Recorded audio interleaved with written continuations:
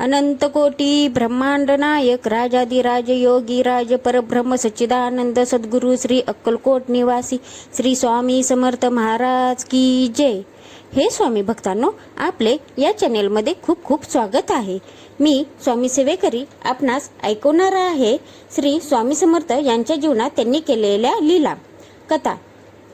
आपण आज पाहणार आहोत 31वी कथा देव देते आणि कर्म नेते आणि 32वी कथा श्री स्वामींचे लोककल्याण। हे आपण शेवटपर्यंत जरूर ऐकावे। त्याचबरोबर आपण लाईक, कमेंट, शेअर, सबस्क्राईब जरूर करावे आणि कमेंट्समध्ये श्री स्वामी समर्थ हे जरूर लिहावे। चला तर आपण श्री स्वामी समर्थ यांना प्रार्थना करूया। हे स्वामी गुरुवर्य, तुमचा कृपा आशीर्वाद, कृपा दृष्टी सदैव आमच्यावर निश्चिंत राहू देत। तुमच्याबद्दलची श्रद्धा सदैव आमच्या मनात वास करू देत। सगळ्यांचं कल्याण करावं। काय चुकलं असेल तर आम्हाला माफ करावे। तुमचा वरद हस्त सदैव आमच्या मस्तकावर असू देत आणि आमचे मस्तक सदैव तुमच्या चरणी लीन असू देत। श्री स्वामी समर्थ। जय जय स्वामी समर्थ। आपण ऐकूया आता 31वी कथा देव देते आणि कर्म नेते। श्री स्वामी समर्थ म्हणजे साक्षात परब्रह्म, जगत नियंता, सृष्टीचे पालन करता। त्यांच्या लेखी सारे समान, सर्व चराचर जीवजंतू त्यांच्या अधीन होते। जाती धर्माचा भेदभाव त्यांनी कधी केला नाही। धर्म, जाती, पंथ, वर्णभेद माणसाने निर्माण केले, परमेश्वराने नाही। त्या न्यायाने श्री स्वामी सर्वांची समानतेने वागत असत। एकदा मोहरमचे दिवस आले होते, त्यामुळे मुस्लिम धर्मीयांमध्ये मोठे आनंदाचे वातावरण होते। श्री स्वामी समर्थ अधूनमधून मशिदीत सुद्धा जात असत। एकदा स्वामी सेवेकऱ्यांसह मशिदीच्या दाराशेजारी ओट्यावर गप्पा मारत बसले होते। तेवढ्यात समोरून त्यांना एक फकीर हातात थाळी घेऊन येताना दिसला। तो नेमका महाराजांच्या पुढ्यात येऊन उभा राहिला। तो गावात दान मागत फिरत होता। फकीराने आपल्या हातातील थाळी महाराजांच्या समोर ठेवली आणि त्यांच्या चरणावर डोके ठेवत त्यांना वंदन केले। अक्कलकोटमध्ये महाराजांच्या विषयी प्रत्येक धर्माच्या लोकांच्या मनात अपार श्रद्धा होती। महाराज कुठेही असले, रस्त्याने जरी जात असले तरी लोक आदराने वाकून त्यांना श्रद्धेने वंदन करीत असत। गावकरी महाराजांना देव मानत, कारण तशी प्रचिती त्यांना अनेकदा आलेली होती। त्या फकीराने महाराजांसमोर ठेवलेल्या थाळीवरचा रुमाल काढला। थाळीमध्ये 5-6 पैसे होते। महाराजांनी ते पैसे हातात घेतले आणि 1, 2, 3 असे मोजत थाळीत टाकले। पैसे थाळीत टाकताच दुप्पट झाले। महाराजांनी हातात घेऊन मोजत थाळीत टाकण्याचा क्रम चालू ठेवला। महाराज जेवढ्या वेळेस थाळीत पैसे टाकत असत तेवढ्या वेळेस पैसे दुप्पट होत असत। हा चमत्कार बघून सारे सेवेकरी चकित झाले। असा चमत्कार त्यांनी यापूर्वी कधीच बघितला नव्हता। महाराजांची कृपा बघून तो फकीर तर इतका हर्षभरित झाला की विचारूच नका। बघता बघता फकीराची थाळी भरून गेली। ते बघून फकीर आनंदाने ओरडला, बस कीजिए मालिक, थाली तो पूरी तरह से भर गई है। फकीराचे ते बोलणे ऐकून महाराजांनी ती थाळी त्या फकीराच्या हातात परत दिली। फकीराच्या हातात थाळी जाताच परत थाळीत 5-6 पैसेच राहिले। खरे तर स्वामी कृपावंत होत, त्या फकीराला मदत करत होते, पण अति आनंदाच्या भरात त्याने महाराजांना थांबवले। हाती 5-6 पैसे आले। ते बघून फकीराने आपल्या कपाळावर हात मारून घेतला। बघितलं ना, देव देते आणि कर्म नेते ते असे। चला तर आपण आता बघूया 32वी कथा श्री स्वामींचे लोककल्याण। राजाधिराज योगीराज अक्कलकोट निवासी श्री स्वामी समर्थांची महती 10 दिशांना पसरली होती। जगाच्या कल्याणा संतांच्या विभूती असे जे म्हणतात ते श्री स्वामींच्या बाबतीत तंतोतंत खरे होते। भक्तांची हाक ऐकून श्री स्वामी त्यांच्या मदतीला धावून जात असत, त्यांना धीर देत असत। यासाठी स्थळकाळाचे बंधन नसे। एकदा असेच घडले। बडोदी येथे अलौनी महाराज नावाचे थोर विद्वान, ज्ञानी आणि परमभक्त तपस्वी होते। एकदा ते आपल्या 3 शिष्यांसह जगन्नाथपुरीला भगवान जगन्नाथांच्या दर्शनाला आले। पुरीला आल्यावर त्यांनी देवदर्शन घेतल्यानंतर एका धर्मशाळेत आपला मुक्काम ठेवला। काही दिवस आपण भगवान जगन्नाथाच्या सानिध्यात राहून त्यांची सेवा करावी असा त्यांचा मानस होता।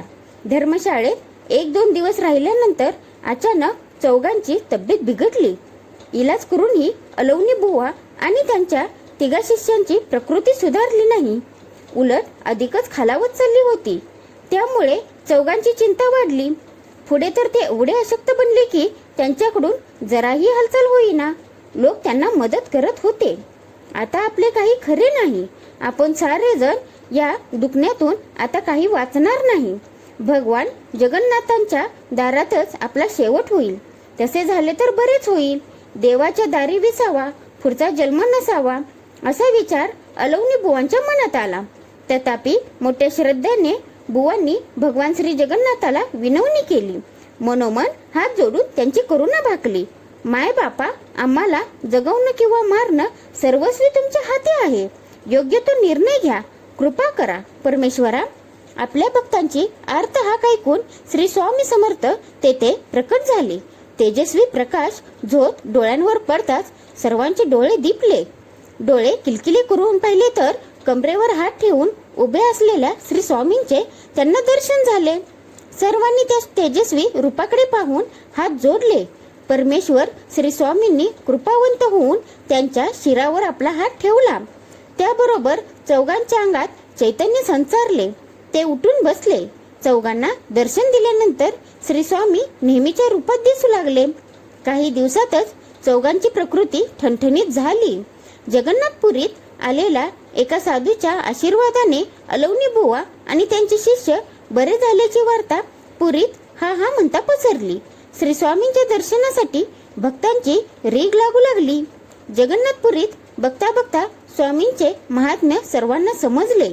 जगन्नाथपुरीला राहून स्वामींनी अनेक भक्तांची संकटे दूर केली होती. त्यामुळे स्वामी परिवार वाढत होता. एकदा स्वामी आपल्या सेवेकऱ्यांसह बसले असताना एक ब्राह्मण अडखळत धडपडत तेथे आला. तो जन्माने आंधळा होता, परंतु त्या ब्राह्मणाने विद्याभ्यास करून ज्ञान संपादन केले होते. त्याला दिसत जरी नसले तरी त्याने मनापासून श्री भगवान जगन्नाथांची भक्ती केली होती. तो एक गुणवान ब्राह्मण म्हणून ओळखला जायचा. त्या ब्राह्मणाने श्री स्वामींची महती ऐकली होती. स्वामींनी केलेले लोककल्याण त्याला समजले होते, म्हणूनच त्यांच्या चरणी त्याची भक्ती जडली होती. स्वामींच्या समोर हात जोडून तो म्हणाला, हे मायबापा, मी तुम्हाला ओळखतो. आपण प्रत्यक्ष परब्रह्म आहात. सर्व सृष्टी तुम्हीच निर्माण केली आहे. हे माऊली, या लेकराची दया येऊ द्या. माझ्या हातून गतजन्मी कोणते पाप झाले ते मला माहीत नाही, पण या जन्मी मी आंधळा जन्माला आलो. हे देवा, मला तुमचे दर्शन घेण्याची फार इच्छा आहे. त्यासाठी मला तुमचा आशीर्वाद द्या. त्या ब्राह्मणाचे कळकळीचे बोलणे ऐकून स्वामींच्या मनात दयेचा पाझर फुटला.